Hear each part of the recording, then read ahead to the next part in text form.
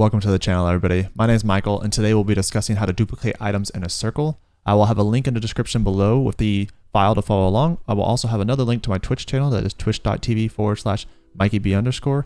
And without further ado, let's get into it. All right, so we'll go into method number 1, where we can duplicate this item around in a circle, around a star. And what we're going to do is we're going to duplicate it 5 times to meet each one of these points. So what we can do here is select this top circle, and we want to select our rotate tool. We can go over here and click the button for rotate, or we can press R on a keyboard. We can now hold down the Alt key and find the center point here, and we just left click. And from there, what we can do is we want to rotate these 360 degrees. But what we can do is do some math in here and divide, and we're going to do it 5 times, right? So we want to do 5. And that's going to give us, press tab. This will give us a preview, because we have the preview on. And then we can click copy. We don't want to click OK, we want to click copy. And from here, we can press Control D, and we can just press that 4 times to continue out our shape. Now, if we wanted to add more, what we'd have to do is undo this and do the same thing. Our rotate tool is still selected, so Alt. So now we want to do 10. We can leave that as is. We can click copy again, and now we can just press this an additional 8 times, and there we are. So we'll go into method 2, and I'll explain how method 2 could be a lot easier and how it will make the functionality a lot better. All right, now onto method number 2, using the transform effect. And what we're gonna do is we're gonna end up building a circle here, and there's gonna be a small circle here that rotates around in circles. They're gonna be grouped together, and we're gonna rotate that 5 times to come back to the center. And we're gonna do that, we're gonna build this off to the side initially. So we're gonna start here. We're gonna build this tiny little circle. It doesn't have to be big. This is gonna be like a reference for the circle to rotate around. And so we're going to drag this up. We want the anchor point to be touching the bottom there. So what we're going to do with that is now build our actual item or circle that we want to rotate. So we're going to hold Shift and Alt here. And what we're going to go ahead and do is grab these 2, and we're going to Control G and group those together. So now we have these grouped. And the reason why we're doing this is because we're going to reference this anchor point afterwards. And as long as these are both centered on a guide, we're ready to move on to the next step. We go to Effect. We need to go to Transform and Distort and Transform. Go down to Transform.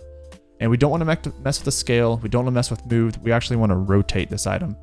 Same as before. So we can rotate this. And remember, we divided by 5, would give us 72 degrees. And if you notice, so we grouped this together, correct? And now you see that this small point, the small circle, is moved over here. And the reason that being is because it's selecting the center point. So the center point of this group right here is somewhere in here. And so what it's doing is rotating off this center point, moving this here, moving this all the way over here. And we don't want that. We want to rotate off this bottom point. So we can change the reference down here. We select that, and now it's going to reference this bottom point and rotate around, which is exactly what we want. The only problem is it's not, we can see the preview, but it's not copying. So what we want to do is, we already have 1 copy. We just need 4 additional ones. So we do 4. And so say if you wanted 10, you only do 9 copies. We can go ahead and click OK. So right now we have, if you notice, just 1. These aren't objects. These are simply just an effect. And the way we would do that is we can go to Object, and expand appearance. We don't want to expand appearance yet because this is the glory of using this method. We can now drag this over, and we can just go ahead and line this. If you look where the center of our star is, we can line the bottom anchor over there, and see it drags everything with it. And so what's really glorious about this, if I double click this and go to isolation mode, I can now select this object, and say if I slide this down, holding my Shift key, it moves all of them with it. It's pretty amazing. Do the same thing, move it up.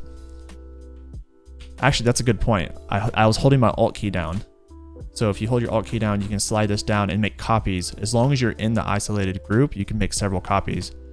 And I can even do a third. I can grab this, hold my Alt key down and Shift.